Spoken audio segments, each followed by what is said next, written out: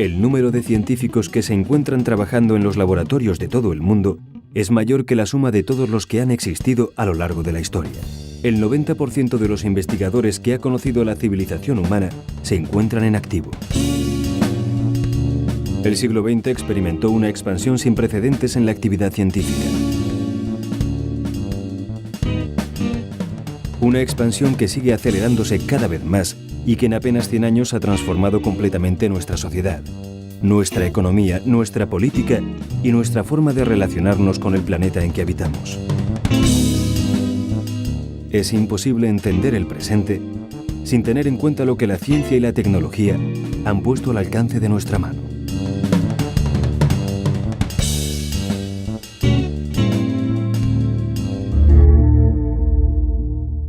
Pero ¿cuáles son los límites de esta transformación? ¿Quién decide las aplicaciones de la ciencia del siglo XXI? ¿Puede nuestra sociedad absorber su rápido desarrollo?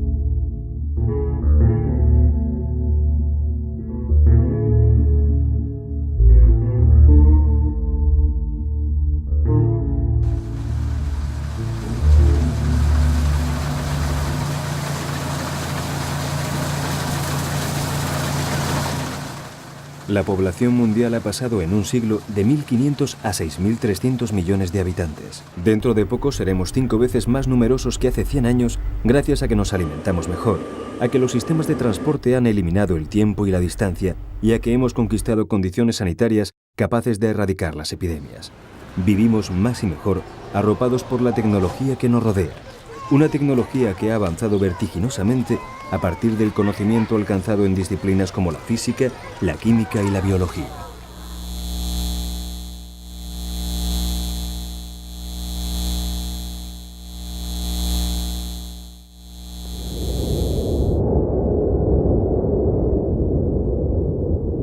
Una escalada en la producción y aplicación de conocimientos como la que hoy vivimos hubiese sido difícil de predecir. De hecho, a finales del siglo XIX, muchos investigadores aseguraban que solo quedaban algunos detalles por resolver para dar por concluidos los retos científicos. Incluso el director de la Oficina de Patentes de Estados Unidos, Charles Duell, dimitió en 1899 después de afirmar que todo lo que se puede inventar ya ha sido inventado.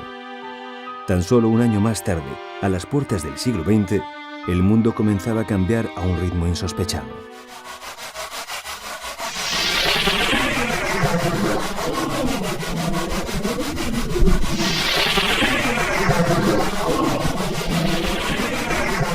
En 1900 Max Planck sienta las bases de la mecánica cuántica. En 1901 cruza el Atlántico la primera señal telegráfica. 1903 se produce el primer vuelo tripulado de una máquina movida por motor. Niels Bohr y Ernest Rutherford dilucidan la estructura general del átomo. En 1905 Einstein publica su primera teoría de la relatividad. Entre 1924 y 1929 se descubre la primera galaxia fuera de la Vía Láctea y se propone la teoría del Big Bang. Para entonces Alexander Fleming había topado con la penicilina. La década de los 40 estuvo marcada por el control de la energía nuclear. Como consecuencia de la Segunda Guerra Mundial, se desarrolla la tecnología del radar y se construyen los primeros ordenadores electrónicos, mientras los hogares se llenan de electrodomésticos. En 1953, James Watson y Francis Crick descubren la estructura del ADN. Yuri Gagarin se convierte en el primer astronauta en 1961. 1964, Murray Gell-Mann pronostica la existencia de partículas subatómicas más pequeñas que el electrón. Y en 1967 se realiza el primer trasplante de corazón. En 1969 el hombre pone el pie en la luna. 1973 nace la primera niña probeta. Los años 80 ven el nacimiento de Internet y la explosión de los ordenadores personales. La biotecnología avanza a gran paso con la creación de organismos modificados genéticamente y en 1997 Dolly se convierte en el primer clon de un mamífero creado a partir de una célula de animal adulto. En el año 2001, los responsables del proyecto Genoma anuncian que se ha completado el mapa genético de nuestra especie.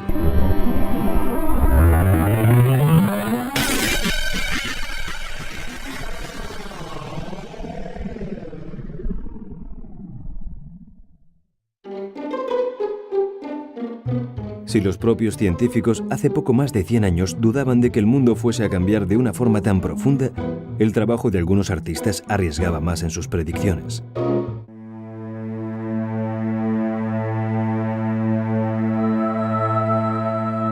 París 1900. El dibujante Jean-Louis Scott realiza una serie de dibujos con la idea de profetizar cómo será el mundo en el año 2000. Para moverse por la gran ciudad, basta con recurrir a ingenios voladores y si lo que se necesita es un traje a medida, se puede recurrir a un sastre mecánico. Los médicos pueden vencer a los microorganismos proyectándolos contra una pantalla y una ballena impulsa un placentero paseo submarino. Los comensales degustan alimentos en forma de comprimidos en las grandes recepciones e incluso los alumnos en el colegio estudian las asignaturas gracias a un ingenio que tritura los libros y los hace llegar eléctricamente a sus cerebros. El inocente optimismo de estos grabados muestran la distancia que ciencia, tecnología y sociedad han recorrido en tan solo un siglo. Pero muestran también una fe en el progreso de la ciencia y su aplicación a la vida diaria, que aunque ha producido resultados muy distintos a los que se imaginaba nuestro dibujante, no ha defraudado estas expectativas.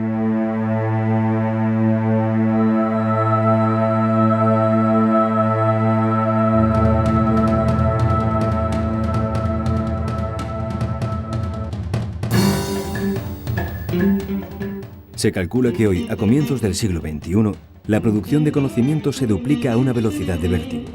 Una media de 15 años es suficiente para dejar atrás la mayoría de los datos en los que se basa la investigación científica. Cada año se acelera la conquista de conocimientos y estamos más dispuestos a recibir un aluvión de innovaciones.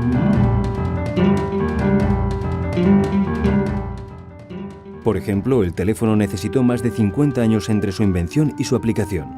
La radio solo 35, el radar poco más de 15, la televisión 10, el transistor 5 y el teléfono móvil nos ha conquistado en unos cuantos meses. No es exagerado concluir que nos encontramos ante una revolución científico-técnica que va a proporcionar a la especie humana una transformación tan intensa como la invención de la agricultura en el Neolítico o la revolución industrial de los siglos XVII y XVIII. Galileo, Newton son cánones de la ciencia moderna, ¿no? De la revolución científica del siglo XVII. Pues bien, el proyecto Manhattan, los radares, los grandes aceleradores de partículas, o hoy en día el proyecto Genoma son los cánones de la revolución tecnocientífica que ha tenido lugar en el siglo XX. Entonces la revolución tecnocientífica es una revolución de mucha mayor envergadura que la revolución industrial, y no consiste en introducir las técnicas para la producción en cadena, en serie, en grandes plantas industriales, sino que se caracteriza porque la ciencia y la tecnología se hibridan. Por eso el término más adecuado a mí me parece tecnociencia, ¿no? La bomba atómica, en las bombas atómicas, es el primer gran ejemplo de tecnociencia. Es decir, que científicos e ingenieros o técnicos, en lugar de ser comunidades científicas separadas, como tradicionalmente lo fueron durante el siglo XIX y durante el primer tercio del siglo XX, trabajan en los mismos laboratorios y teniendo culturas y formaciones distintas, sin embargo, interactúan continuamente en los mismos equipos de investigación.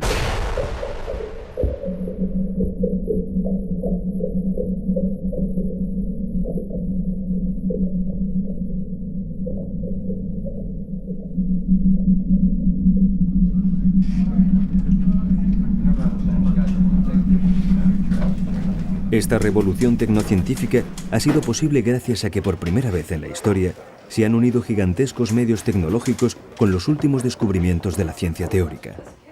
Y comenzó a fraguarse en plena Segunda Guerra Mundial.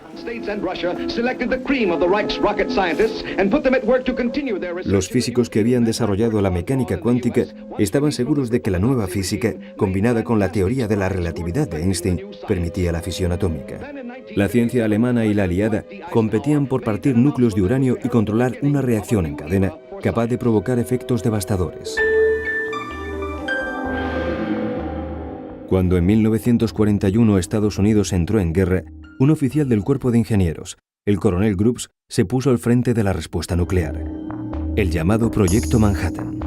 La poderosa industria química estadounidense, con la firma de explosivos DuPont a la cabeza, fue coordinada por el ejército con el fin de llegar a separar isótopos radiactivos. Se levantaron inmensas fábricas para la creación de un reactor nuclear y más tarde una planta de procesado de plutonio en la que participaron millares de trabajadores.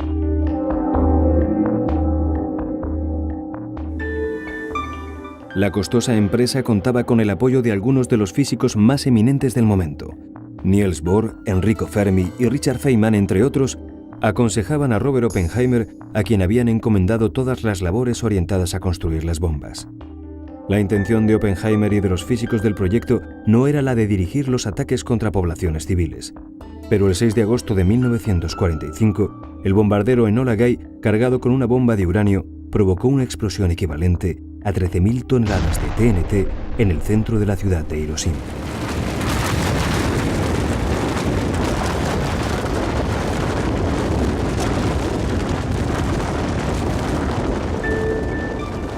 El hongo atómico alcanzó los 12 kilómetros de altura y los edificios situados a un radio de 3 kilómetros de distancia quedaron arrasados. La radiación impregnó a aquellos que sobrevivieron al ataque y 5 años después, el número de muertos llegaba a los 200.000. Las palabras que pronunció Oppenheimer tras el lanzamiento mostraban el desasosiego frente a los resultados. Los físicos habían conocido el pecado. We knew the world would not be the same. Few people laughed. Few people cried. Most people were silent. I remembered the line from the Hindu scripture, the Bhagavad Gita. Vishnu is trying to persuade the prince that he should do his duty, and to impress him takes on his multi-armed form and says, "Now I am become death, the destroyer of worlds." I suppose we all thought that one way or another.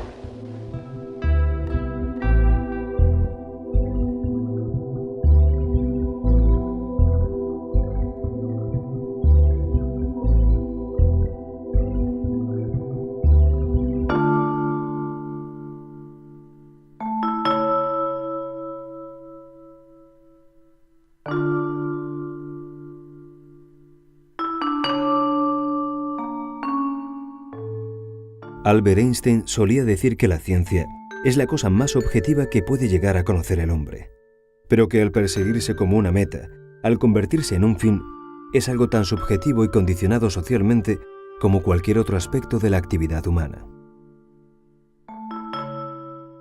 Las explosiones de las primeras bombas atómicas pusieron a los científicos frente a una lección ética por primera vez de forma evidente. Ciencia, tecnología y política quedaban definitivamente ligadas. El fortalecimiento de los estados dependía de los nuevos descubrimientos, y al mismo tiempo la ciencia no podía continuar su avance sin grandes aportaciones económicas. A partir de ese momento, los resultados que ofrece la ciencia están dotados de un poder antes desconocido, un poder que encuentra límites morales a los que el primero en enfrentarse es el propio investigador. So scientists should not take Los científicos no toman decisiones sobre el uso que hay que darle a la ciencia. Por otro lado, eso tampoco les absuelve totalmente de la responsabilidad sobre qué tipo de investigación realizan. Me gustaría ponerme como ejemplo. Habría trabajado durante la guerra en el desarrollo de la bomba atómica si me lo hubieran pedido. De hecho, no estaba cualificado técnicamente para hacerlo. No soy físico, ni estaba en los Estados Unidos, pero trabajé en aviones que salían a arrojar bombas durante la guerra. Y lo hubiera hecho, básicamente porque era muy posible que los alemanes crearan una antes que nosotros. Y creo que hubiese sido desastroso para el mundo si lo hubiesen hecho. Quizá hubiese sido una decisión errónea, pero lo habría hecho. Por otro lado, quedé tremendamente horrorizado cuando bombardearon una ciudad, de forma innecesaria, en mi opinión.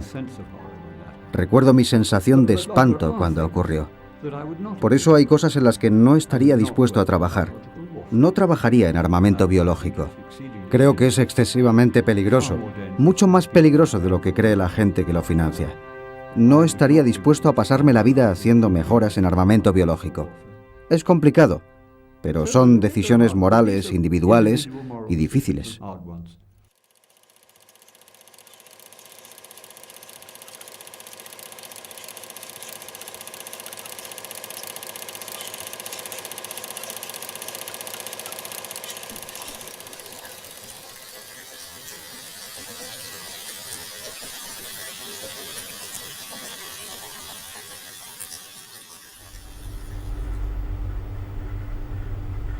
La física avanzada a gran escala, que estudia el comportamiento de las partículas según las leyes de la mecánica cuántica, se realiza en muy pocos sitios en el mundo.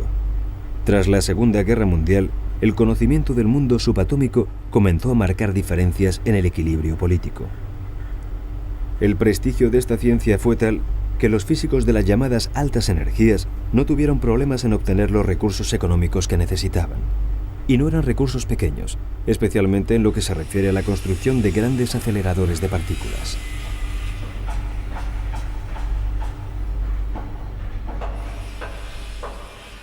En Europa se aprovechó el mito de la energía nuclear y la incertidumbre de la Guerra Fría para crear en 1953 el CERN, un centro de investigaciones nucleares cuyo principal laboratorio es el túnel de 27 kilómetros de longitud situado en la frontera entre Francia y Suiza.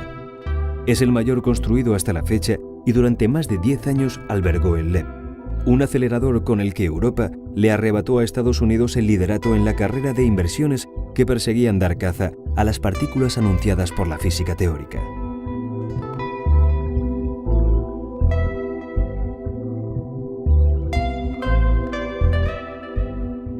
La creación de esta catedral de la física de partículas elementales, en cuya financiación participaron 12 países y que tiene como sede la neutral ciudad de Ginebra, fue un delicado ejercicio en el que se unieron ciencia, política y diplomacia. En los aceleradores, auténticas máquinas del tiempo capaces de reproducir las condiciones que reinaban en el universo muy poco tiempo después del Big Bang, se ha logrado conocer mucho mejor las leyes fundamentales por las que se rige la materia. En su interior se producen colisiones de partículas gracias a enormes energías cuyos resultados tienen que ser analizados a través de sofisticados procesos, por lo que no es de extrañar que sean el punto de partida de grandes avances en software informático.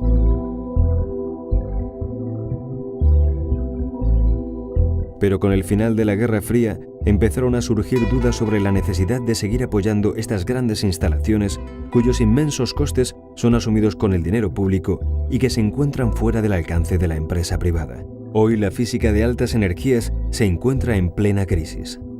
¿Quién toma decisiones en la ciencia o en función de qué se deben tomar decisiones en la ciencia? Claro, durante mucho tiempo, durante décadas, en esta guerra que no se declaró nunca, no era necesario tomar decisiones muy conflictivas, porque prácticamente todos los grandes programas de investigación científica parecía que eran programas de seguridad nacional. Es decir, el desarrollo de la energía atómica, el desarrollo de la carrera espacial, esto que se ha llamado carrera espacial, el desarrollo incluso de la biotecnología, en fin, realmente, aunque todo, digamos, había una sensación de peligro, de paranoia, que hacía que la ciencia tuviera que desarrollarse en una dirección. Se ha contado siempre, la sociedad norteamericana tenía que devolver el favor a los físicos, dejándoles el favor que les habían hecho con el proyecto Manhattan, dándoles dinero para dedicarse a investigar en partículas elementales, y eso exigía la construcción de aparatos muy sofisticados y muy caros, ¿no?, que son los aceleradores de partículas, etc. Pero en un momento determinado esa historia hace crisis, porque, digamos, no solamente la física se desarrolla mucho, se desarrolla la biología, la biotecnología, la química, la física de nuevos materiales, todos estos programas que todos tenemos en la cabeza. Cuando uno ve todo ese desarrollo, uno piensa, realmente ahora, 50 años después, la cuestión es más complicada, porque se han desarrollado muchísimas comunidades científicas que luchan por su preeminencia, por los fondos, por los recursos, por la influencia dentro de la vida social. Ya hay muchísimas voces que, digamos, están dispuestas a hacer valer sus razones para conseguir parte de la financiación, que en el fondo es uno de los aspectos fundamentales de todo este problema.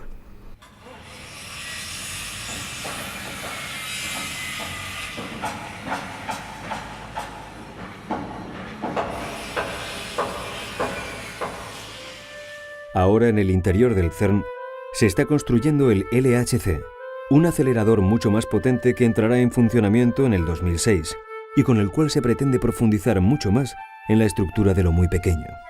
Su coste será de 300,5 millones de euros.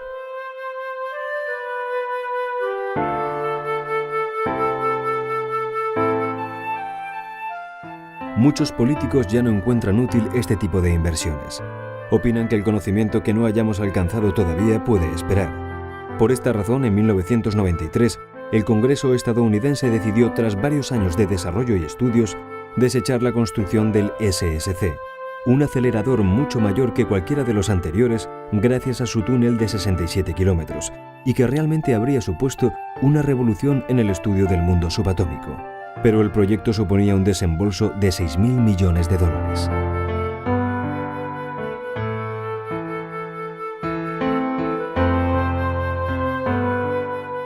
¿Está realmente justificado este gasto?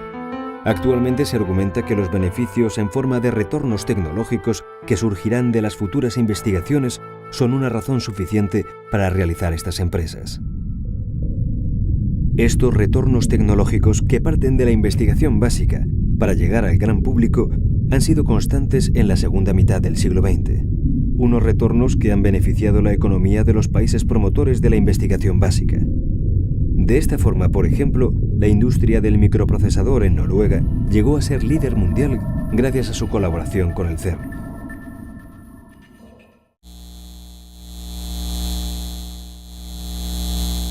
A la vez, otras disciplinas reclaman la misma atención presupuestaria. Disciplinas científicas que se han empresarializado y que dicen ofrecer mayor eficiencia en la búsqueda de beneficios directos y rápidos para la sociedad. El conocimiento científico se ha mostrado a lo largo del siglo XX como la clave para el desarrollo político, como un factor determinante para el desarrollo económico y social.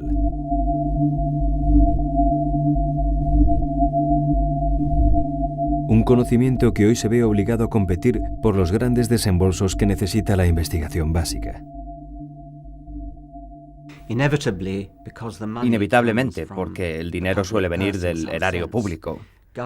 En cierto sentido, los gobiernos o algunos de los organismos subvencionadores tienen la última palabra sobre lo que se va a investigar. Pero si me pregunta, ¿deberían los científicos trabajar únicamente en lo que beneficia a la sociedad? Creo que interpretar eso de una forma demasiado restrictiva sería una lástima. Y afortunadamente los gobiernos y los demás organismos subvencionadores no tienen esa opinión. Admiten que si hubiésemos seguido esa opción en el pasado, los científicos solo hubiesen trabajado sobre problemas que ya se veían con un uso inmediato. Y si solo se hubiese hecho eso, entonces nunca se hubiesen hecho grandes avances en la ciencia. Hay que dejarse guiar por la intuición de los científicos sobre cuáles son los grandes problemas existentes en el universo y que se necesitan resolver, trabajar en ellos, y entonces, tras contestar a dichas preguntas, se producirá toda una serie de progresos científicos y tecnológicos derivados de aquellas. Pero una visión demasiado comercial, demasiado utilitarista sobre las áreas de trabajo sería un gran error. Y la mayoría de las personas encargadas de dar dinero a la investigación científica, por fortuna, lo entienden así.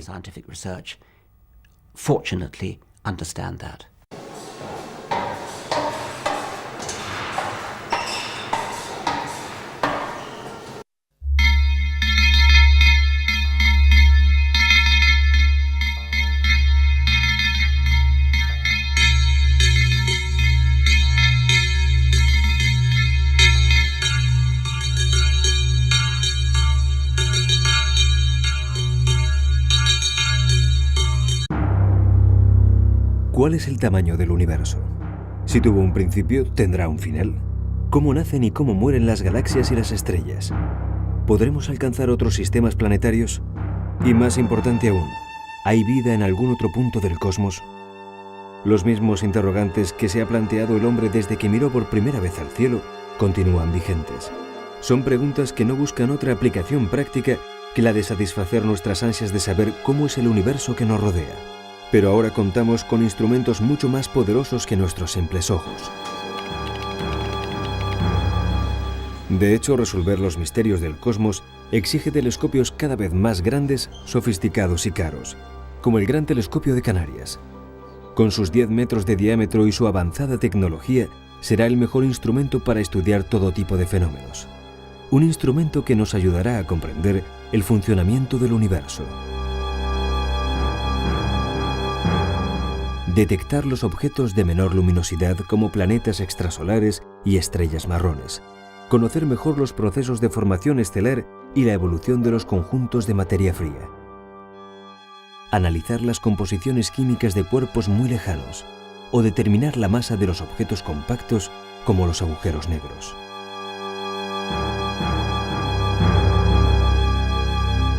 Pero para que esto sea posible, ha sido necesario invertir casi 100 millones de euros.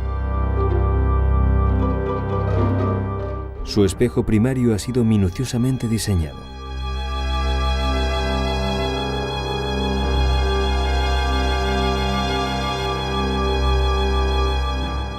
La cúpula está acondicionada para mantener una temperatura invariable durante todo el día. Y el conjunto se levantará sobre un edificio de más de 15 metros de altura.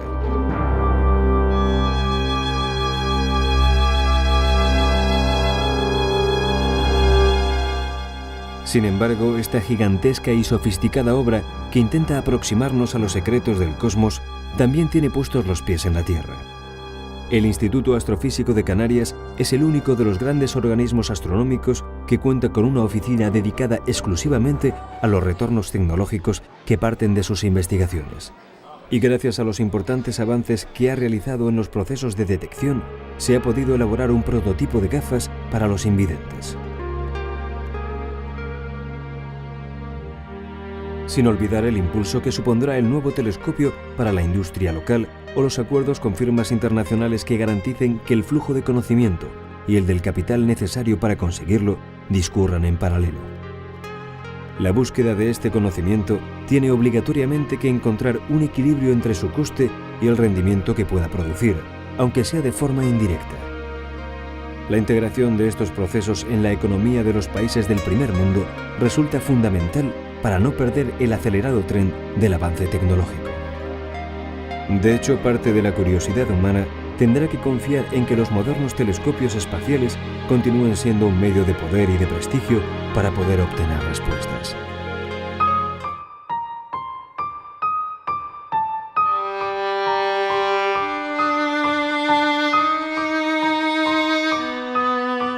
El sueño de la ciencia por sí misma, de la búsqueda de conocimiento para desentrañar los misterios de la naturaleza que nos rodea, persiste en el mundo actual, pero ya no es la protagonista de la investigación del siglo XXI.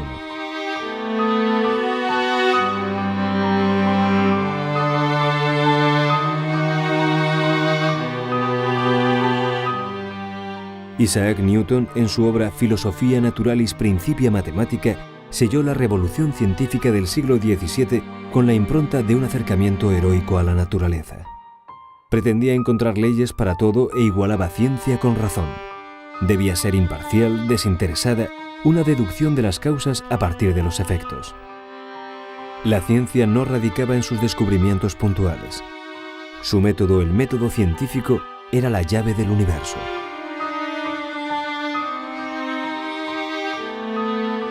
Hasta el siglo XIX la ciencia no se insertó en la sociedad y lo hizo a través de campos como la iluminación eléctrica, la telegrafía o los avances de la salud pública. El paso a sociedades cambiantes, globales y vinculadas entre sí se aceleró, y en ellas se ha producido algo que ni siquiera Newton pudo imaginar. La ciencia se ha institucionalizado.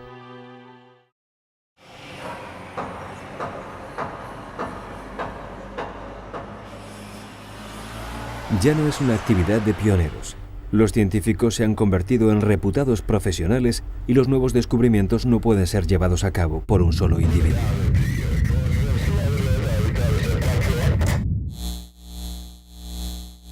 Como resultado, a comienzos del siglo XXI, el recurso económico básico es el conocimiento. El conocimiento es el sostén de los países avanzados, tal y como reconoce el Banco Mundial, y son precisamente la ciencia y la tecnología las variables cruciales del cambio económico y social. Son la clave del desarrollo de comunidades donde el saber científico se ha organizado y burocratizado.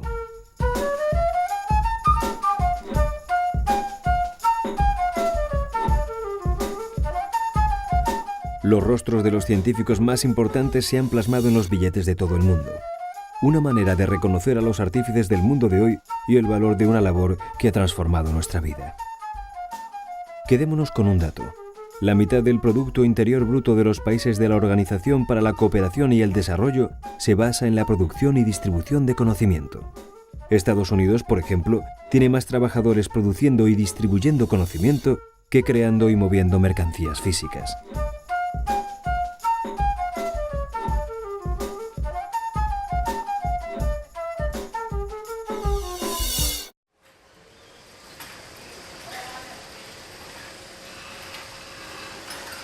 Las grandes expectativas de negocio generadas por la investigación han disparado la actividad tecnocientífica. La actual tendencia a la globalización y la expansión de los mercados internacionales ha relegado la ciencia tal y como la conocían nuestros antepasados más cercanos.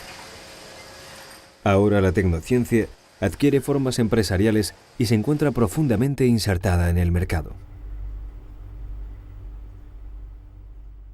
Este es el cambio de la ciencia desde el punto de vista de financiación, el cambio de la ciencia a la tecnociencia. O sea, digamos, la ciencia en su inmensa mayoría es de financiación pública y por lo tanto sujeta a control público, a control, digamos, de los estados, de los gobiernos, de los ministerios correspondientes. Entonces, es impensable en el siglo XIX que un banco vaya a invertir en investigación científica, ¿no? En el siglo XX es completamente normal, un determinado tipo de banco, el capital, los bancos de capital riesgo, invierten cada vez más en líneas de investigación científica. Hoy en día hay empresas tecnocientíficas que cotizan en bolsa, es decir, que ya no solo utilizan los fondos públicos o los fondos empresariales para captar fondos para la investigación, o no solo los fondos bancarios de las entidades de capital riesgo, sino que incluso se recurre a la bolsa como fuente de financiación para la actividad científica, ¿no?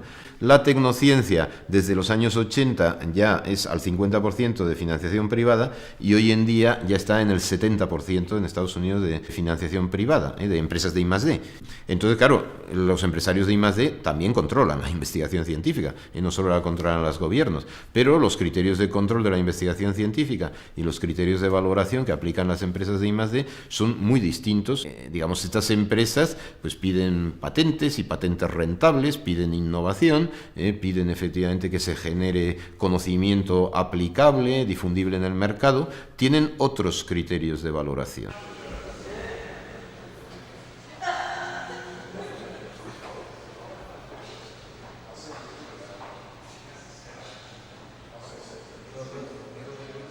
Vivimos un proceso en el que la creación de conocimiento científico aplicable e innovador es impulsado principalmente por organismos privados. Si observamos el porcentaje dedicado por los estados a investigación y desarrollo, veremos que difícilmente pueden competir con las grandes empresas tecnocientíficas. La Unión Europea ofrece como media el 2% de su Producto Interior Bruto en el avance de la ciencia, mientras que Estados Unidos llega al 3%. Son cifras insignificantes si se tiene en cuenta que empresas como Microsoft dedican a investigación y desarrollo el 20% de sus recursos empresariales. No es de extrañar que atraigan a los especialistas más cualificados. E incluso otras empresas invierten aún más. En el campo de la biotecnología, el sector privado llega a otorgar a la investigación básica hasta el 30 y el 40%. Y es que la última revolución de la ciencia se ha hecho de la mano de la inversión privada.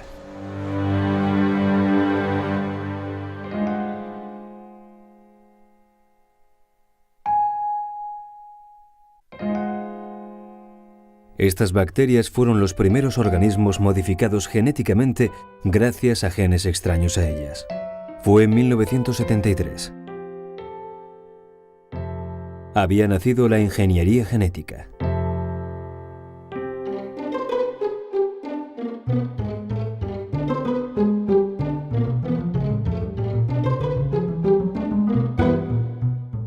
Los humanos ya somos capaces de manipular organismos vivos para producir aplicaciones farmacológicas, alimentarias o industriales. Los primeros en darse cuenta de las posibilidades de esta revolución que estamos viviendo, la revolución de la biotecnología, fueron las numerosas empresas que durante los años 80 hicieron de ella todo un éxito económico en Estados Unidos.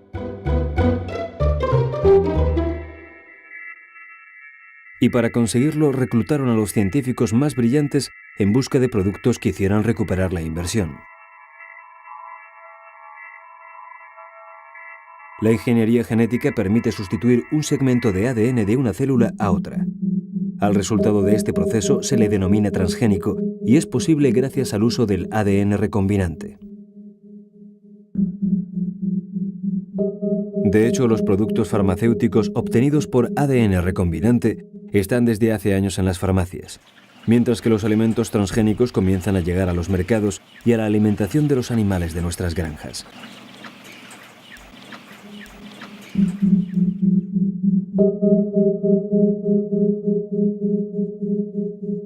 La biología molecular, ahora rentabilizada como biotecnología, puede no solo seleccionar individuos, sino crear nuevas moléculas, nuevos genes, en definitiva, nueva vida. El debate sobre las implicaciones que tiene esta manipulación llegaron con fuerza a la mayoría de la sociedad en 1997, año en que se dio a conocer oficialmente el nacimiento de la oveja Dolly. Ian Wilmut consiguió que un animal se reprodujese de una forma totalmente diferente a la natural gracias al gran avance de este campo. Las células de animales adultos podían hacer un viaje a su infancia y producir un animal distinto pero idéntico genéticamente. Su éxito se debió a la creación de un clon de oveja procedente de células mamarias en estado de hibernación. Este procedimiento se patentó a nivel mundial y está por llegar una dura batalla legal que decide a quién corresponde la propiedad intelectual del método. La intención del Instituto Roslin fue la de conseguir una mejora para la industria ganadera, pero lo que todo el mundo vio en Dolly fue el símbolo de que algo enunciado por la ciencia ficción se hiciese efectivo. La creación de copias de personas, incluso de copias humanas mejoradas genéticamente. De hecho, tras Dolly nació Polly, la primera oveja clónica y transgénica a la vez.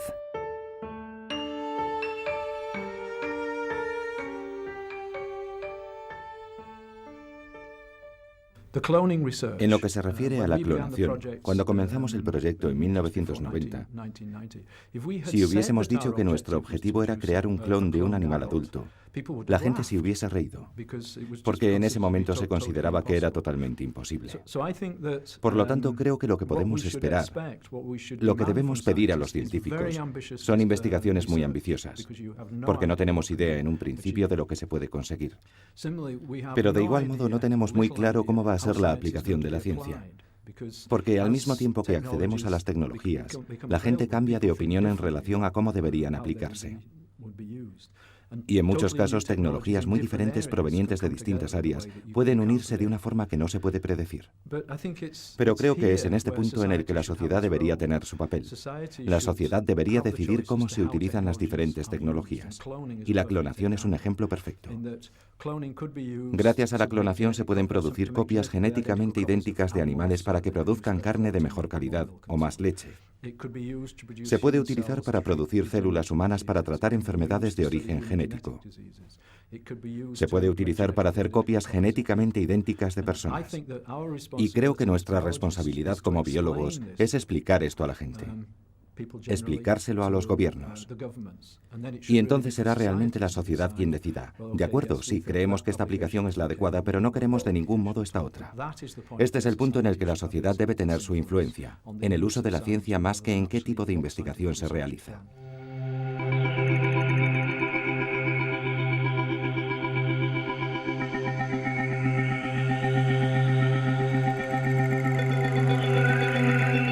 La clonación puede ofrecer un nuevo panorama en la investigación del envejecimiento y el cáncer, ya que se puede comparar las transformaciones en la vida de un individuo clónico con la del organismo del cual parte.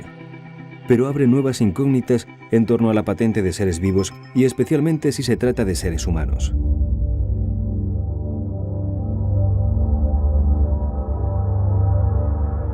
De momento, la Oficina de Patentes estadounidense otorgó en 1987 la licencia de registrar animales transgénicos.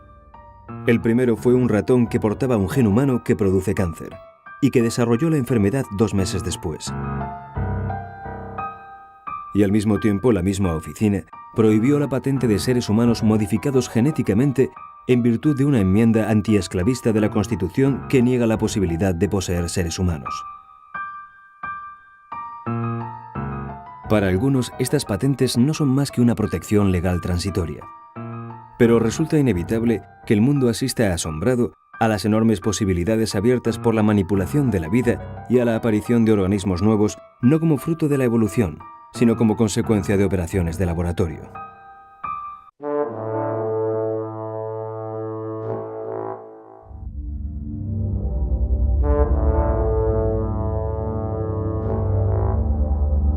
Los problemas éticos no pueden ser resueltos a la misma velocidad que se producen los nuevos descubrimientos. El consenso moral requiere tiempo, se genera por prueba y error y exige discusión, debate e información.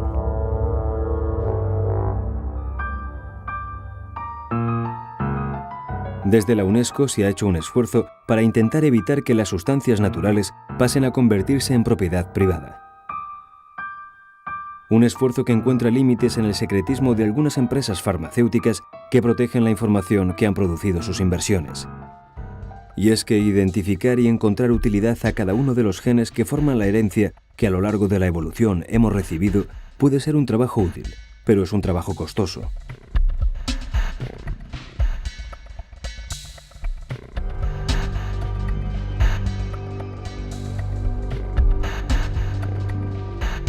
A pesar de ello, ya hemos dado con algunos de los trastornos de origen genético como la artritis, la diabetes o la epilepsia. Para seguir esta búsqueda, lo primero que necesitábamos es la lista completa de todos los genes de nuestra especie.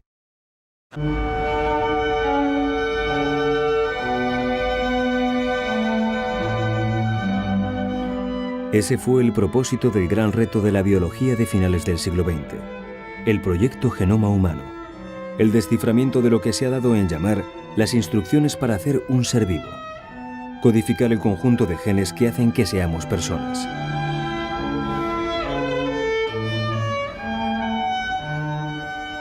Tras la creación de un organismo internacional liderado por Estados Unidos, el proyecto comenzó a funcionar en 1990. En poco tiempo, la secuenciación de genomas pasó a ser un negocio prometedor.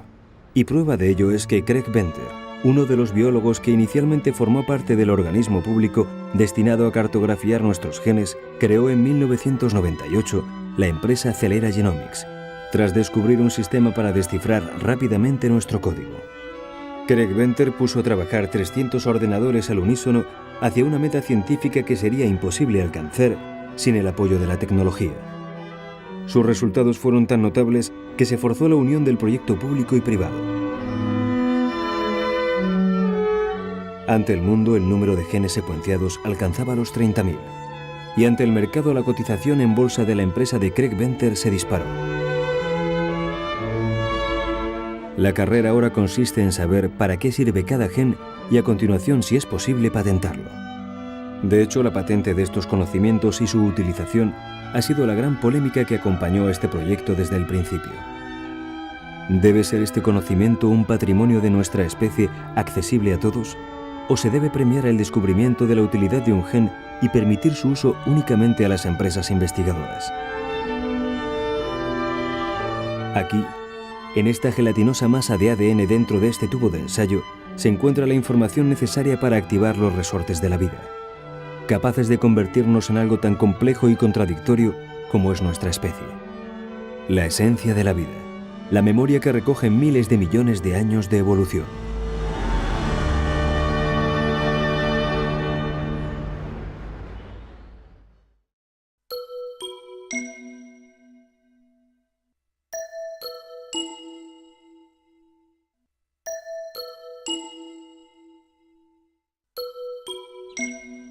Todavía no conocemos en profundidad cómo influye el medio ambiente en la información que guardan los genes.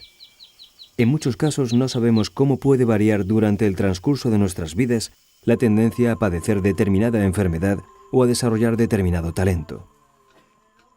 Y lo más probable es que no se encuentre la función de cada uno de ellos hasta finales de este siglo que acabamos de comenzar.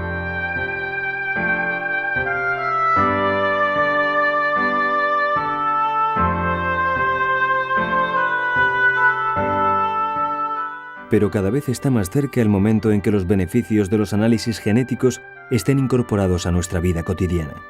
En un carné como este, cada uno de nosotros recogerá datos que ayuden a la comunidad médica a afinar su diagnóstico y a tomar medidas preventivas. Esta tarjeta individualizada mostrará si somos propensos o no a sufrir la enfermedad de Alzheimer, o si tenemos que estar atentos a nuestros músculos o nuestros huesos. El carné genético nos dirá si tenemos que moderar la secreción excesiva de ciertas enzimas o producir proteínas que refuercen nuestro sistema inmunológico. Pero la sociedad del conocimiento en que vivimos todavía tiene que resolver las posibles discriminaciones que genere el uso de esta información.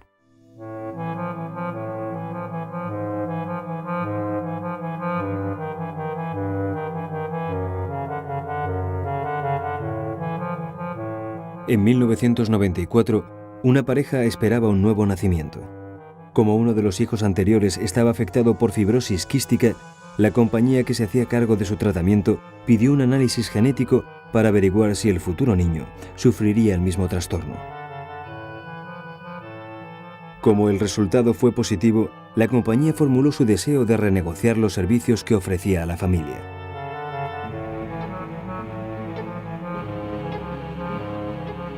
¿Debe una compañía aseguradora elegir a sus clientes según los genomas individuales de cada uno? En muchos casos se podrían producir marginaciones intolerables. ¿Y el mercado laboral? Resulta que muchas secuencias de genes son muy delicadas ante determinadas condiciones.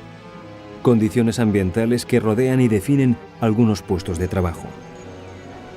Si las compañías o los estados comienzan a buscar empleados genéticamente resistentes, aptos para el desempeño de sus funciones, podríamos asistir al nacimiento de un tipo de diferencias sociales que hoy desconocemos. Nos encontraríamos ante una clara violación del principio de igualdad, un principio que ha hecho posible las sociedades modernas y que comenzó a impregnar nuestra civilización al mismo tiempo que triunfaba el pensamiento científico.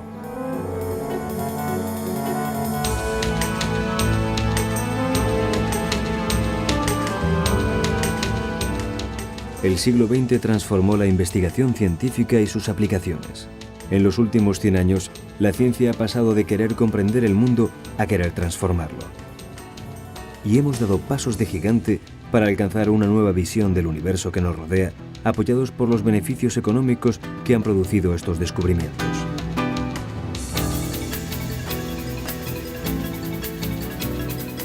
Ahora tenemos que decidir qué va a ser de los grandes interrogantes que se plantea la curiosidad humana. Porque todavía estamos muy lejos de saber cuál es nuestra posición en el universo.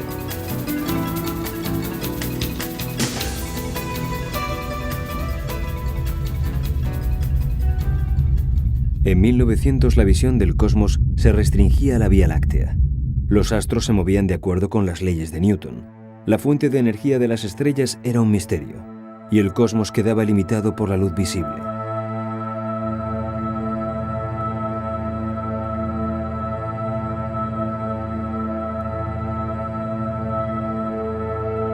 En los años 20, el astrónomo estadounidense Edwin Hubble, gracias al telescopio de Monte Wilson, se dio cuenta de que las galaxias que estudiaba se estaban alejando de la Tierra.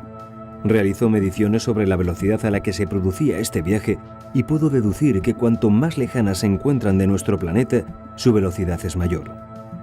El universo se expandía y la distancia entre las galaxias aumentaba. Fue el inicio de la teoría del Big Bang.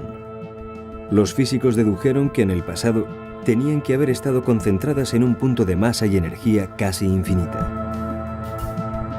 Y encontramos el inicio del universo. Este punto dio lugar a la gran explosión, el origen del espacio y del tiempo, y tuvo lugar hace 13.700 millones de años. Pero todavía no podemos comprenderlo. Contamos con una teoría muy buena para explicar el comportamiento de los átomos, que es la teoría cuántica.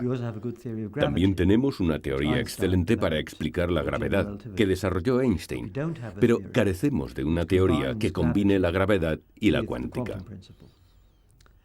Esto normalmente no importa tanto, porque en la mayor parte del universo no tenemos por qué preocuparnos de ambas.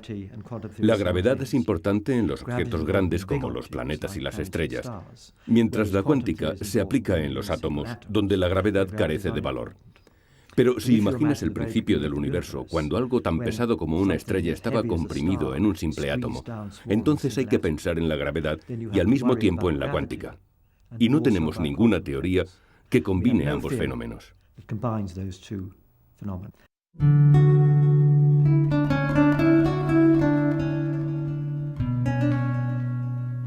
Todavía no sabemos cómo funcionan todos los detalles de la naturaleza que nos rodea.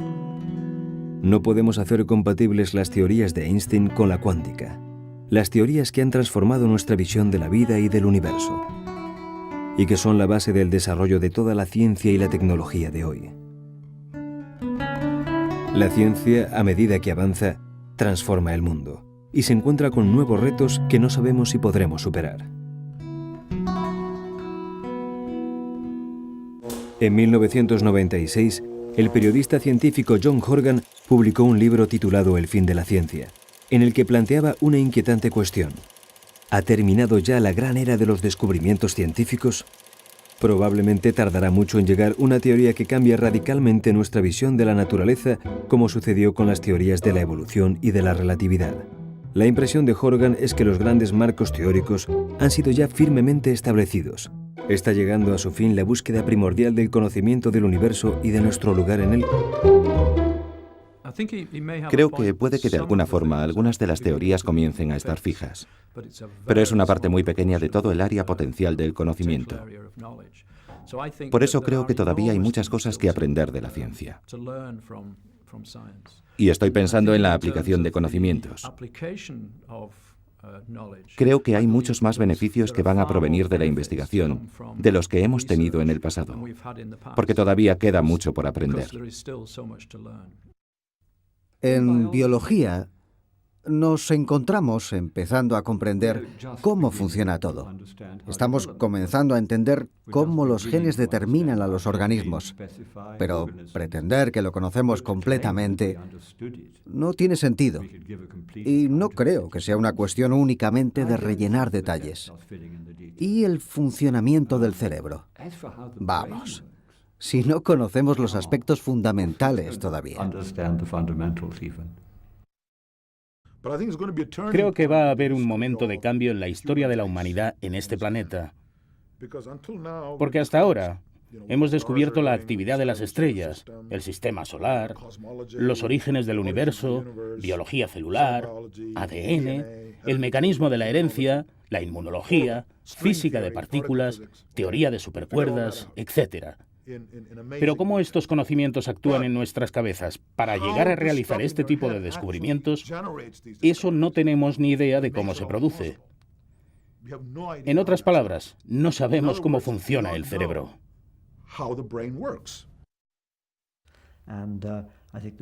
Creo que la ciencia es una búsqueda sin final, y cuanto más avanzamos, aparecen nuevos retos. El misterio es cuál es el nivel de complejidad en el universo y si podemos abarcarlo. Puede que haya muchas cosas que nunca lleguemos a conocer, pero la ciencia creo que está comenzando ahora. Yo no sé por dónde evolucionará el conocimiento científico, pero que la práctica científica va a seguir evolucionando en el sentido de más tecnociencia y que ciencia seguirá habiendo, pero en un porcentaje cada vez más escaso. Yo ese pronóstico sí lo haría para los próximos 20 años.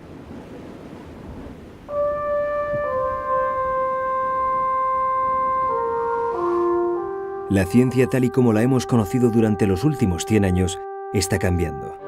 Es parte de nuestra vida cotidiana y se ha convertido en el motor del progreso. La expansión de conocimientos es la primera frontera a movilizar y esta expansión se acelera cada día más.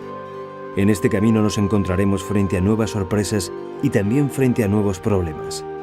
El futuro de este viaje en compañía del conocimiento científico, como siempre ha ocurrido a lo largo de la historia, dependerá de todos nosotros.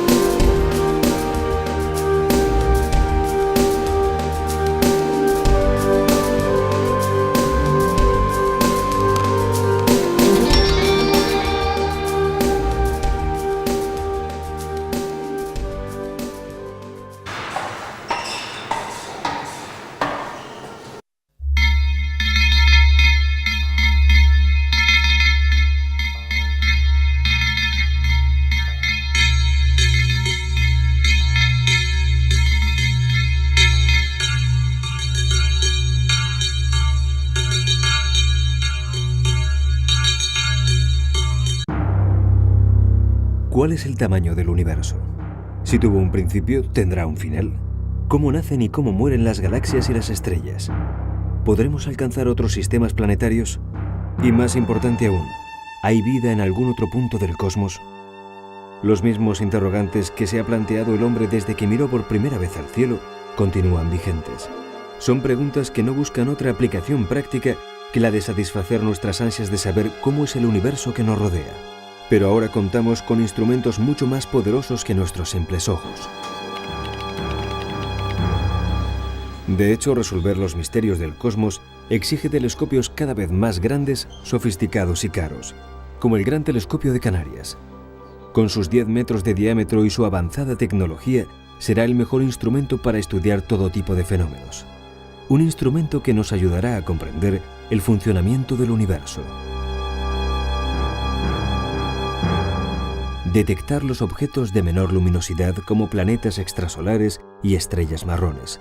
Conocer mejor los procesos de formación estelar y la evolución de los conjuntos de materia fría. Analizar las composiciones químicas de cuerpos muy lejanos o determinar la masa de los objetos compactos como los agujeros negros.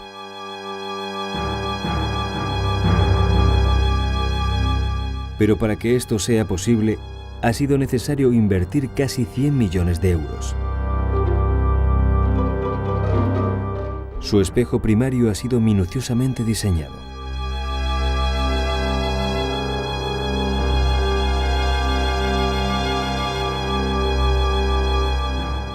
La cúpula está acondicionada para mantener una temperatura invariable durante todo el día. Y el conjunto se levantará sobre un edificio de más de 15 metros de altura.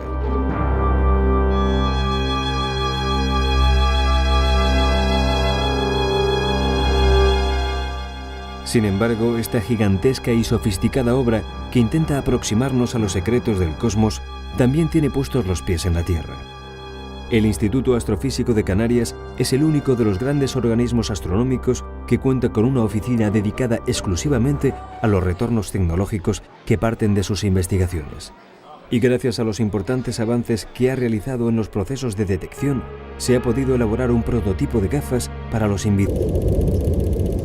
hecho, a finales del siglo XIX, muchos investigadores aseguraban que solo quedaban algunos detalles por resolver para dar por concluidos los retos científicos. Incluso el director de la Oficina de Patentes de Estados Unidos, Charles Duell, dimitió en 1899 después de afirmar que todo lo que se puede inventar ya ha sido inventado. Tan solo un año más tarde, a las puertas del siglo XX, el mundo comenzaba a cambiar a un ritmo insospechado.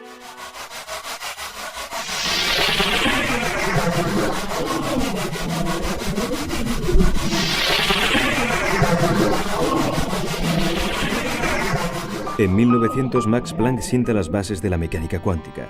En 1901 cruza el Atlántico la primera señal telegráfica. 1903 se produce el primer vuelo tripulado de una máquina movida por motor. Niels Bohr y Ernest Rutherford dilucidan la estructura general del átomo. En 1905 Einstein publica su primera teoría de la relatividad. Entre 1924 y 1929 se descubre la primera galaxia fuera de la Vía Láctea y se propone la teoría del Big Bang. Para entonces Alexander Fleming había topado con la penicilina. La década de los 40 estuvo marcada por el control de la energía nuclear.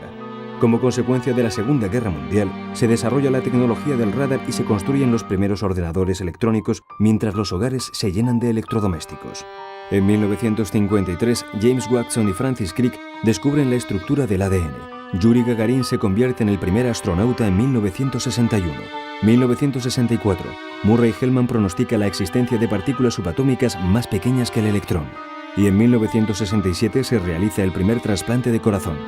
En 1969 el hombre pone el pie en la Luna. 1973 nace la primera niña probeta. Los años 80 ven el nacimiento de Internet y la explosión de los ordenadores personales. La biotecnología avanza a gran paso con la creación de organismos modificados genéticamente y en 1997 Dolly se convierte en el primer clon de un mamífero creado a partir de una célula de animal adulto. En el año 2001, los responsables del proyecto Genoma anuncian que se ha completado el mapa genético de nuestra especie.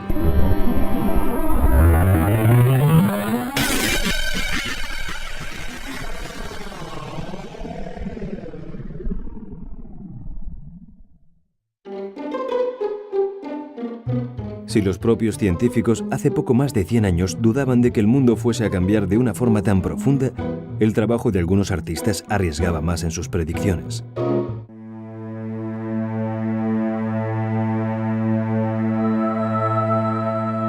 París 1900.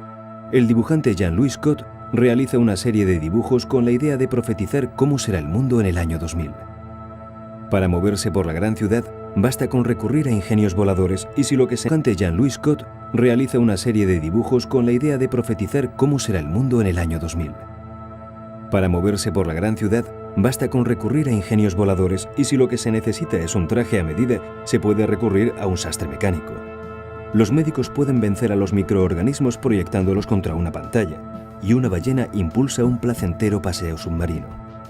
Los comensales degustan alimentos en forma de comprimidos en las grandes recepciones, e incluso los alumnos en el colegio estudian las asignaturas gracias a un ingenio que tritura los libros y los hace llegar eléctricamente a sus cerebros.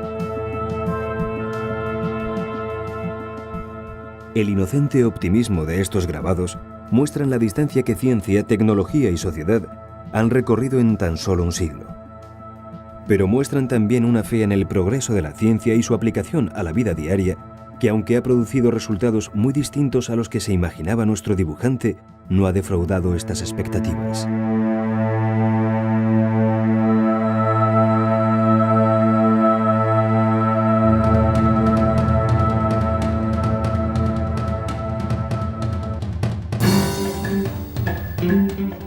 Se calcula que hoy, a comienzos del siglo XXI, la producción de conocimiento se duplica a una velocidad de vértigo. Una media de 15 años es suficiente para dejar atrás la mayoría de los datos en los que se basa la investigación científica. Cada año se acelera la conquista de conocimientos y estamos más dispuestos a recibir un aluvión de innovaciones.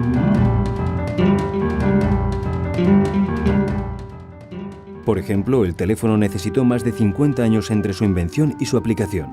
La radio solo 35, el radar poco más de 15, la televisión 10, el transistor 5 y el teléfono móvil nos ha conquistado en unos cuantos meses. No es exagerado concluir que nos encontramos ante una revolución científico-técnica que va a proporcionar a la especie humana una transformación tan intensa como la invención de la agricultura en el Neolítico o la revolución industrial de los siglos XVII y XVIII.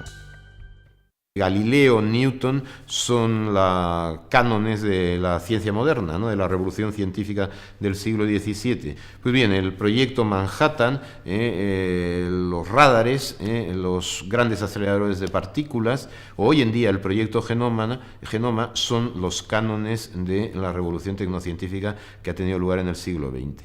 Entonces la revolución tecnocientífica es una revolución de mucha mayor envergadura que la revolución industrial, y no consiste en introducir las técnicas para la producción en cadena, en serie, en grandes plantas industriales, sino que se caracteriza porque la ciencia y la tecnología se hibridan.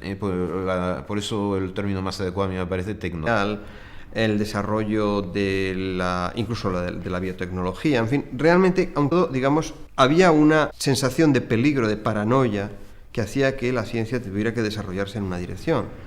Se ha contado siempre, la sociedad norteamericana tenía que devolver el favor a los físicos, dejándoles el favor que les habían hecho con el proyecto Manhattan, dándoles dinero para dedicarse a investigar en partículas elementales, y eso exigía la construcción de aparatos muy sofisticados y muy caros, ¿no? Que son los aceleradores de partículas, etc. Pero en un momento determinado esa historia hace crisis, porque digamos, no solamente la física se desarrolla mucho, se desarrolla la biología, la biotecnología, la química, la física de nuevos materiales, todos estos programas que todos tenemos en la cabeza. Cuando uno ve todo ese desarrollo, uno piensa, realmente ahora, 50 años después, la cuestión es más complicada, porque se han desarrollado muchísimas comunidades científicas que luchan por su preeminencia, por los fondos, por los recursos, por la influencia dentro de la vida social. Ya hay muchísimas voces que, digamos, están dispuestas a hacer valer sus razones para conseguir parte de la financiación, que en el fondo es uno de los aspectos fundamentales de todo este problema.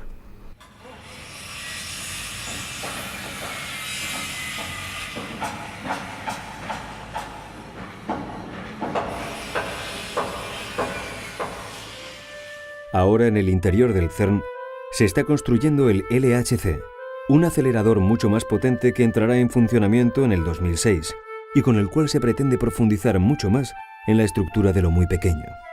Su coste será de 300,5 millones de euros.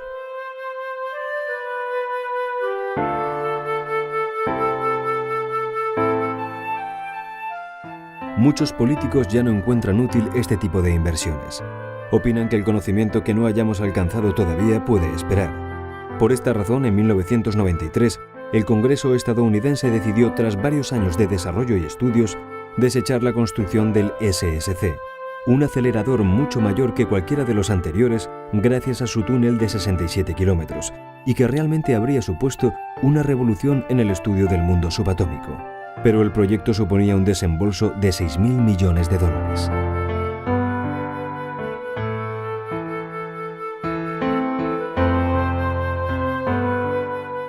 ¿Está realmente justificado este gasto? Actualmente se argumenta que los beneficios en forma de retornos tecnológicos que surgirán de las futuras investigaciones son una razón suficiente para realizar estas empresas.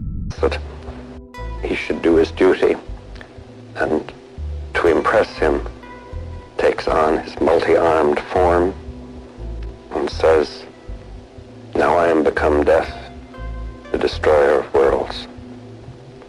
I suppose we all thought that, one way or another.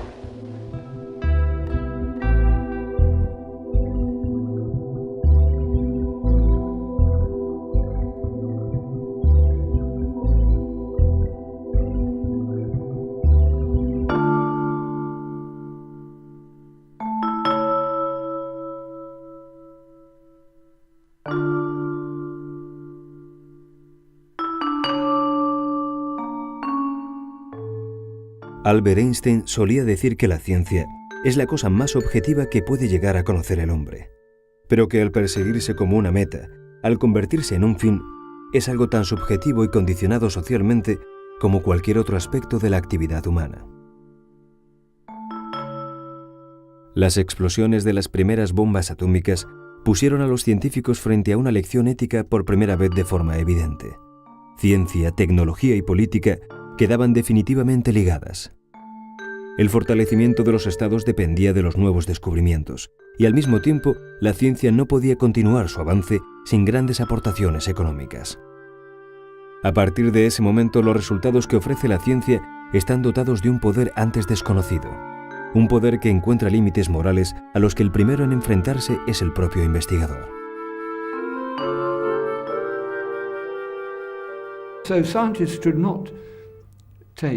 Los científicos no toman decisiones sobre el uso que hay que darle a la ciencia. Por otro lado, eso tampoco les absuelve totalmente de la responsabilidad sobre qué tipo de investigación realizan. Me gustaría ponerme como ejemplo. ¿Habría trabajado durante la guerra en el desarrollo de la bomba atómica si me lo hubieran pedido? De hecho, no estaba cualificado técnicamente para hacerlo. No soy físico, ni estaba en los Estados Unidos, pero trabajé en aviones que salían a arrojar bombas durante la guerra. Y lo hubiera hecho, básicamente porque era muy posible que los alemanes crearan una antes que nosotros. Y creo que hubiese sido desastroso para el mundo si lo hubiesen hecho. Quizá hubiese sido una decisión errónea, pero lo habría hecho. Por otro lado, quedé tremendamente horrorizado cuando bombardearon una ciudad, de forma innecesaria, en mi opinión.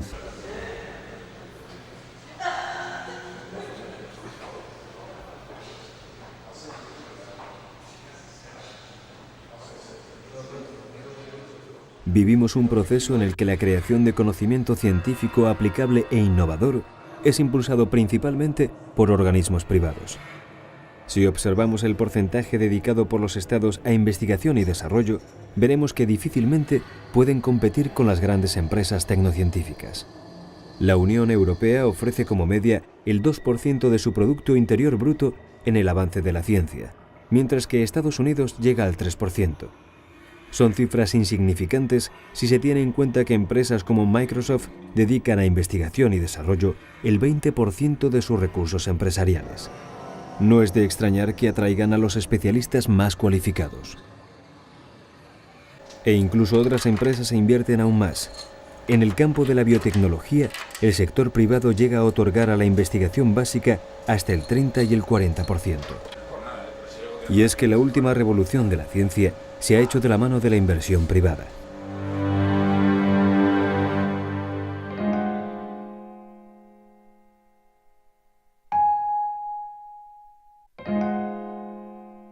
Estas bacterias fueron los primeros organismos modificados genéticamente gracias a genes extraños a ellas.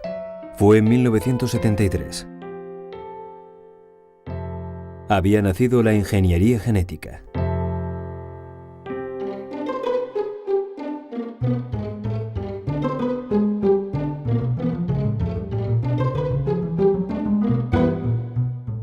Los humanos ya somos capaces de manipular organismos vivos para producir aplicaciones farmacológicas, alimentarias o industriales. Los primeros en darse cuenta de las posibilidades de esta revolución que estamos viviendo, la revolución de la biotecnología, fueron las numerosas empresas que durante los años 80 hicieron de ella todo un éxito económico en Estados Unidos. Y para conseguirlo reclutaron a los científicos más brillantes en busca de productos que hicieran recuperar la inversión. La ingeniería genética permite sustituir un segmento de ADN de una célula a otra. Al resultado de este proceso se le denomina transgénico y es posible gracias al uso del ADN recombinante. De hecho, los productos farmacéuticos obtenidos por ADN recombinante están desde hace años en las farmacias, mientras que los alimentos transgénicos comienzan a llegar a los mercados y a la alimentación de los animales de nuestras granjas.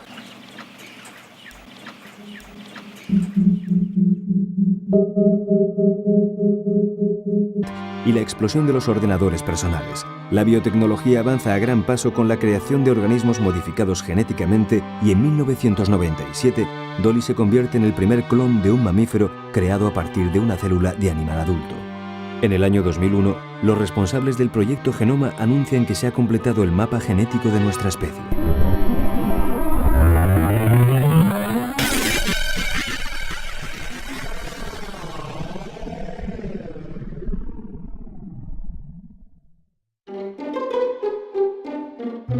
Si los propios científicos hace poco más de 100 años dudaban de que el mundo fuese a cambiar de una forma tan profunda, el trabajo de algunos artistas arriesgaba más en sus predicciones.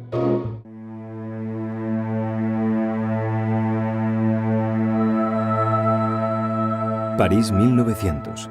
El dibujante Jean-Louis Scott realiza una serie de dibujos con la idea de profetizar cómo será el mundo en el año 2000.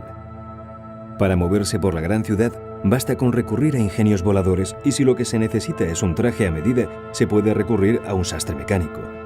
Los médicos pueden vencer a los microorganismos proyectándolos contra una pantalla y una ballena impulsa un placentero paseo submarino. Los comensales degustan alimentos en forma de comprimidos en las grandes recepciones e incluso los alumnos en el colegio estudian las asignaturas gracias a un ingenio que tritura los libros y los hace llegar eléctricamente a sus cerebros. El inocente optimismo de estos grabados muestran la distancia que ciencia, tecnología y sociedad han recorrido en tan solo un siglo.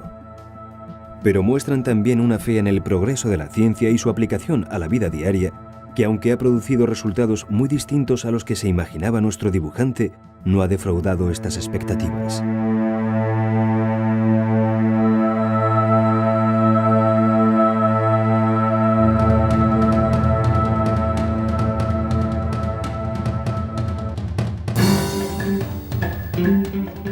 Se calcula que hoy, a comienzos del siglo XXI, la producción de conocimiento se duplica a una velocidad de vértigo. Una media de 15 años es suficiente para dejar atrás la mayoría de los datos en los que se basa la investigación científica. Cada año se acelera la conquista de conocimientos y estamos más dispuestos a recibir un aluvión de innovaciones.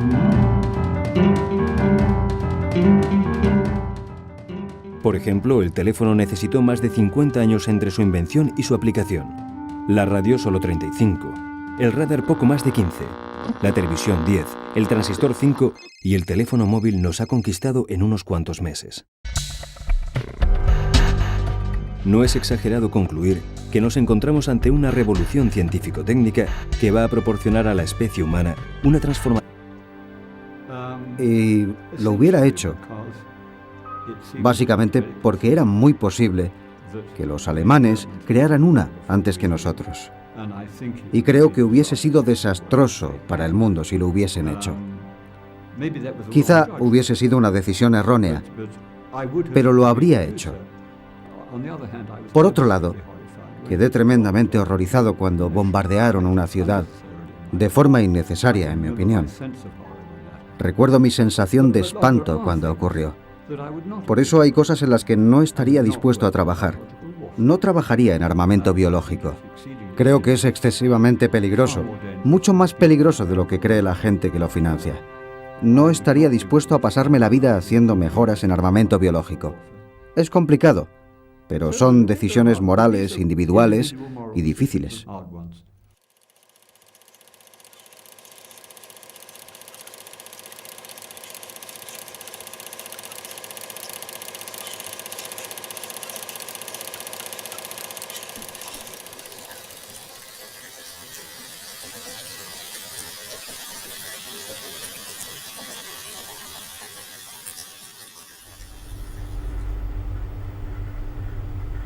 La física avanzada a gran escala, que estudia el comportamiento de las partículas según las leyes de la mecánica cuántica, se realiza en muy pocos sitios en el mundo. Tras la Segunda Guerra Mundial, el conocimiento del mundo subatómico comenzó a marcar diferencias en el equilibrio político. El prestigio de esta ciencia fue tal que los físicos de las llamadas altas energías no tuvieron problemas en obtener los recursos económicos que necesitaban. Y no eran recursos pequeños, especialmente en lo que se refiere a la construcción de grandes aceleradores de partículas.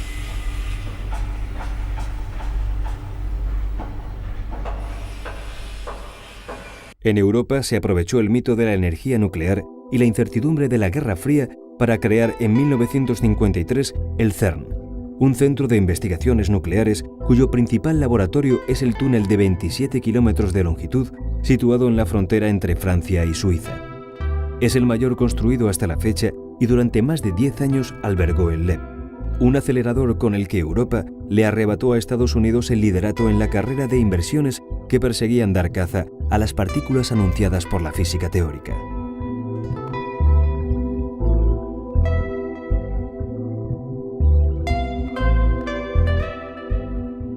La creación de esta catedral de la física de partículas elementales, en cuya financiación participaron 12 países y que tiene como sede la neutral ciudad de Ginebra, fue un delicado ejercicio en el que se unieron ciencia, política y diplomacia. En los aceleradores, la iluminación eléctrica, la telegrafía o los avances de la salud pública, el paso a sociedades cambiantes, globales y vinculadas entre sí se aceleró, y en ellas se ha producido algo que ni siquiera Newton pudo imaginar. La ciencia se ha institucionalizado.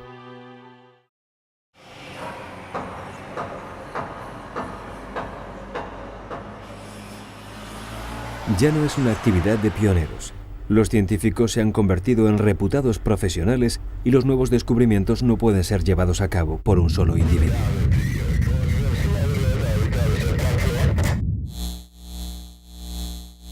Como resultado, a comienzos del siglo XXI, el recurso económico básico es el conocimiento. El conocimiento es el sostén de los países avanzados, tal y como reconoce el Banco Mundial, y son precisamente la ciencia y la tecnología las variables cruciales del cambio económico y social. Son la clave del desarrollo de comunidades donde el saber científico se ha organizado y burocratizado.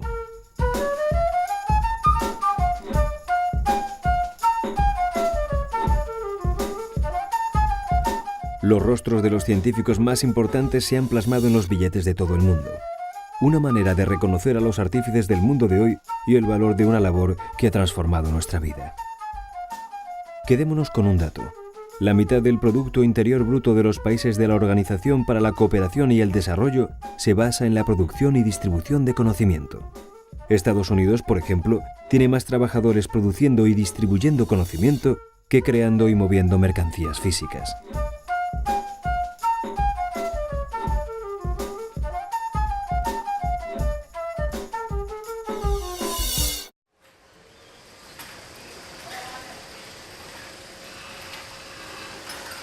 Las grandes expectativas de negocio generadas por la investigación han disparado la actividad tecnocientífica. La actual tendencia a la globalización y la expansión de los mercados internacionales ha relegado la ciencia tal y como la conocían nuestros antepasados más cercanos. Ahora la tecnociencia adquiere formas empresariales y se encuentra profundamente insertada en el mercado.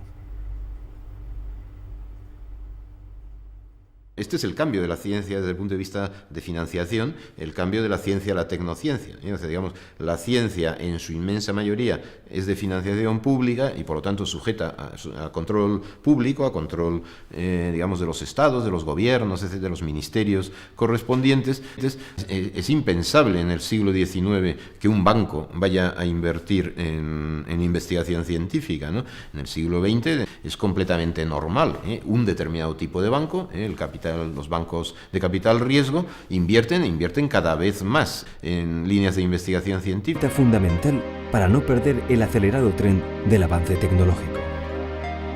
De hecho, parte de la curiosidad humana tendrá que confiar en que los modernos telescopios espaciales continúen siendo un medio de poder y de prestigio para poder obtener respuestas.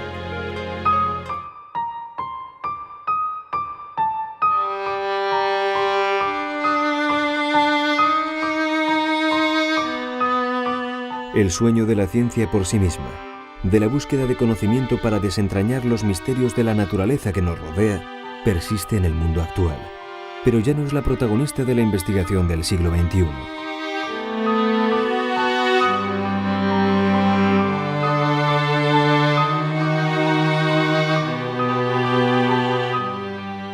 Isaac Newton, en su obra Philosophia Naturalis Principia Mathematica, selló la revolución científica del siglo XVII con la impronta de un acercamiento heroico a la naturaleza. Pretendía encontrar leyes para todo e igualaba ciencia con razón. Debía ser imparcial, desinteresada, una deducción de las causas a partir de los efectos. La ciencia no radicaba en sus descubrimientos puntuales. Su método, el método científico, era la llave del universo.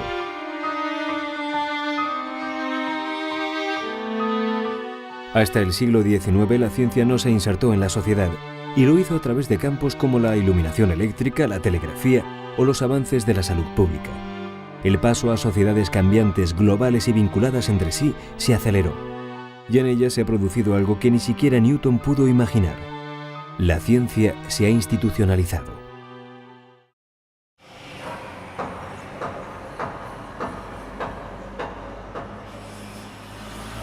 Ya no es una actividad de pioneros. Los científicos se han convertido en reputados profesionales y los nuevos descubrimientos no pueden ser llevados a cabo por un solo individuo.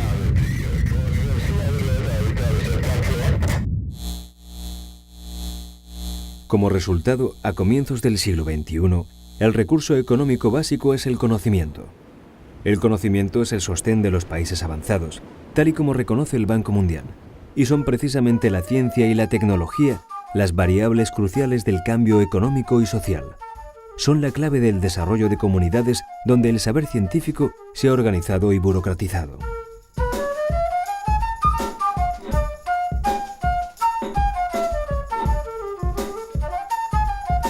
Los rostros de los científicos más importantes se han plasmado en los billetes de todo el mundo. Una manera de reconocer a los artífices del mundo de hoy y el valor de una labor que ha transformado nuestra vida. Quedémonos con un dato. La mitad del Producto Interior Bruto de los países de la Organización para la Cooperación y el Desarrollo se basa en la producción y distribución.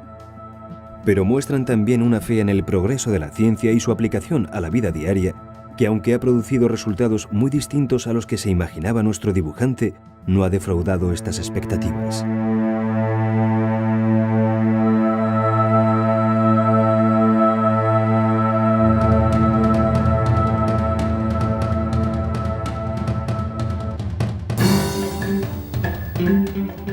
Se calcula que hoy, a comienzos del siglo XXI, la producción de conocimiento se duplica a una velocidad de vértigo. Una media de 15 años es suficiente para dejar atrás la mayoría de los datos en los que se basa la investigación científica. Cada año se acelera la conquista de conocimientos y estamos más dispuestos a recibir un aluvión de innovaciones.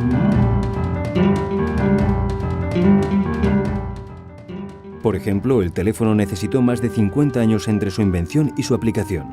La radio solo 35, el radar poco más de 15, la televisión 10, el transistor 5 y el teléfono móvil nos ha conquistado en unos cuantos meses. No es exagerado concluir que nos encontramos ante una revolución científico-técnica que va a proporcionar a la especie humana una transformación tan intensa como la invención de la agricultura en el Neolítico o la revolución industrial de los siglos XVII y XVIII. Galileo, Newton son cánones de la ciencia moderna, ¿no? De la revolución científica del siglo XVII. Pues bien, el proyecto Manhattan, los rádares, los grandes aceleradores de partículas, o hoy en día el proyecto Genoma son los cánones de la revolución tecnocientífica que ha tenido lugar en el siglo XX. Entonces la revolución tecnocientífica pues, es una revolución de mucha mayor envergadura que la revolución industrial, y no consiste en introducir las técnicas para la producción en cadena, en serie, en grandes plantas industriales, sino que se caracteriza porque la ciencia y la tecnología se hibridan. Por eso el término más adecuado a mí me parece tecnociencia, ¿no? La bomba atómica, en las bombas atómicas, es el primer gran ejemplo de tecnociencia. Es decir, que científicos e ingenieros o técnicos, en lugar de ser comunidades científicas separadas, como tradicionalmente lo fueron durante el siglo XIX y durante el primer tercio del siglo XX, trabajan en los mismos laboratorios y teniendo culturas y formaciones distintas, sin embargo, interactúan continuamente en los mismos equipos de investigación.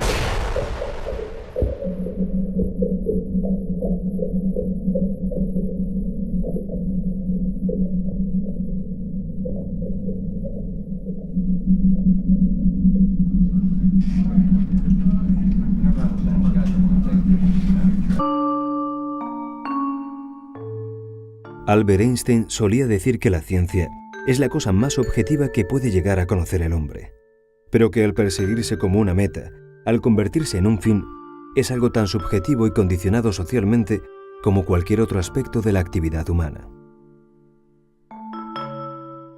Las explosiones de las primeras bombas atómicas pusieron a los científicos frente a una lección ética por primera vez de forma evidente. Ciencia, tecnología y política quedaban definitivamente ligadas. El fortalecimiento de los estados dependía de los nuevos descubrimientos, y al mismo tiempo la ciencia no podía continuar su avance sin grandes aportaciones económicas. A partir de ese momento, los resultados que ofrece la ciencia están dotados de un poder antes desconocido, un poder que encuentra límites morales a los que el primero en enfrentarse es el propio investigador.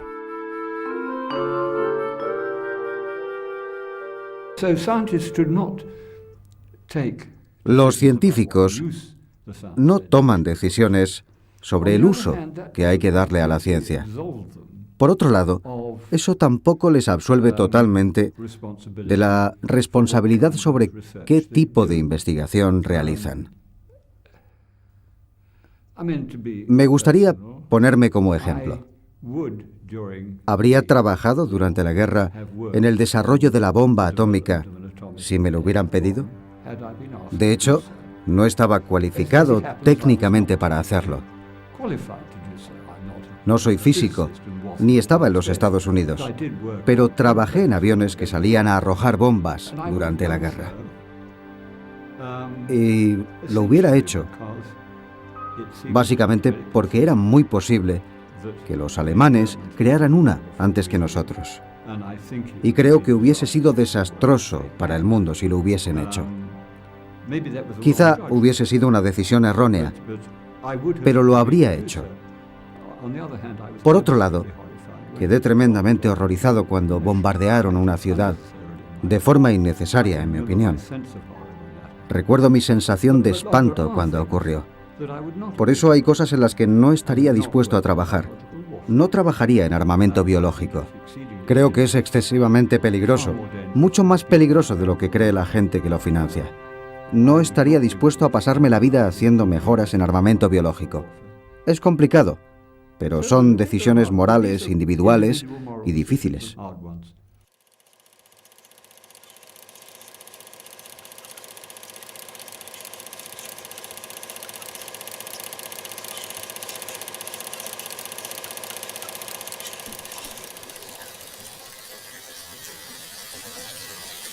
El mundo resulta fundamental para no perder el acelerado tren del avance tecnológico.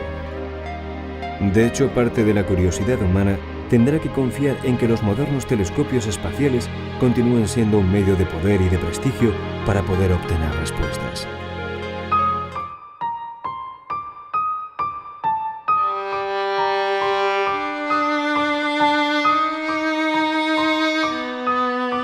El sueño de la ciencia por sí misma, de la búsqueda de conocimiento para desentrañar los misterios de la naturaleza que nos rodea, persiste en el mundo actual, pero ya no es la protagonista de la investigación del siglo XXI.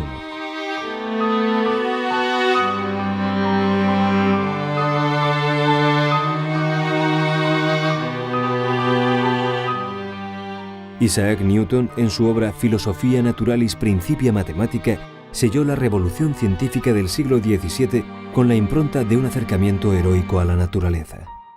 Pretendía encontrar leyes para todo e igualaba ciencia con razón. Debía ser imparcial, desinteresada, una deducción de las causas a partir de los efectos. La ciencia no radicaba en sus descubrimientos puntuales. Su método, el método científico, era la llave del universo.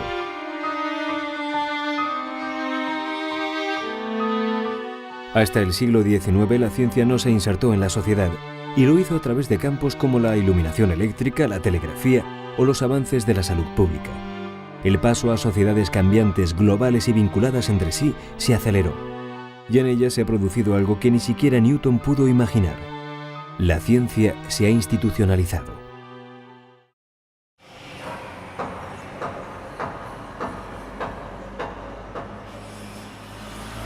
Ya no es una actividad de pioneros. Los científicos se han convertido en reputados profesionales y los nuevos descubrimientos no pueden ser llevados a cabo por un solo individuo.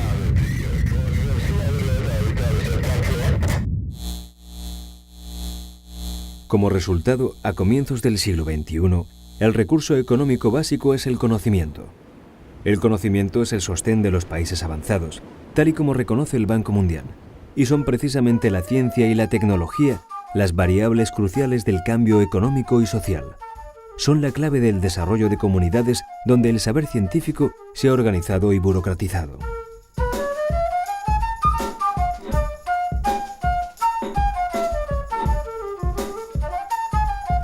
Los rostros de los científicos más importantes se han plasmado en los billetes de todo el mundo.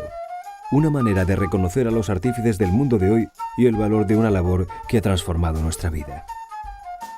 Quedémonos con un dato. La mitad del Producto Interior Bruto de los países de la Organización para la Cooperación y el Desarrollo se basa en